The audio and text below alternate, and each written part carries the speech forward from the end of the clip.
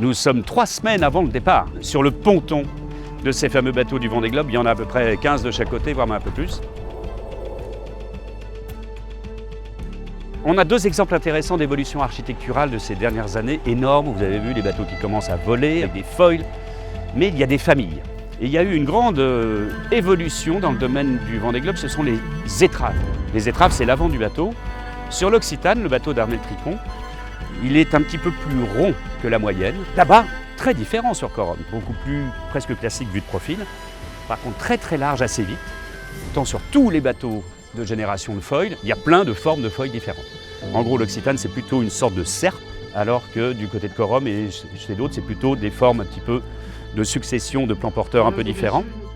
Et c'est surtout l'illustration de l'évolution de ces bateaux qui avancent à très grande vitesse avec un pilote ou une pilote qui est à l'intérieur et qui ne voit même pas devant. En gros, on navigue face à un mur en permanence.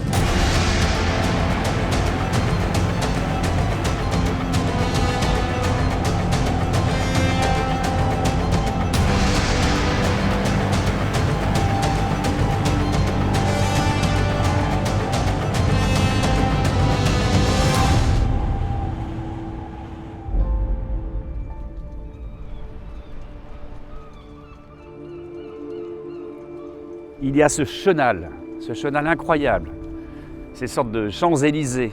On a forcément une émotion forte quand on sait ce qui va se passer, quand on sait ce qui s'est déjà passé.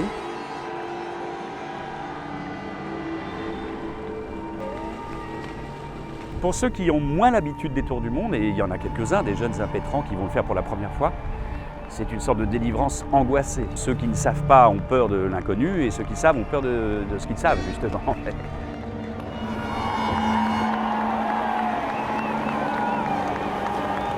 Et puis les bateaux se retrouvent au large, en train d'attendre. C'est la première fois que le marin va enfin se sentir un peu seul. Il y a encore une ou 2 personnes à bord de son bateau. Puis il y a un compte à rebours, on sait exactement qu'une heure avant le départ, on a commencé à hisser les voiles en fonction des conditions météo. Et enfin, la dernière personne va sauter sur un Zodiac ou dans l'eau directement. Et là, enfin seul.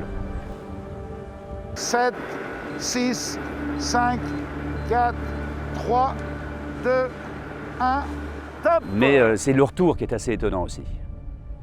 Déjà parce que c'est pas forcément accessible à tous ceux qui vont partir. On sait quand on part, on ne sait pas quand on va revenir, ni comment. Il y aura toujours un accueil, il y aura toujours une émotion incroyable à accueillir ces héros des mers qui auront accompli ce tour du monde en solitaire, à la voile et sans escale.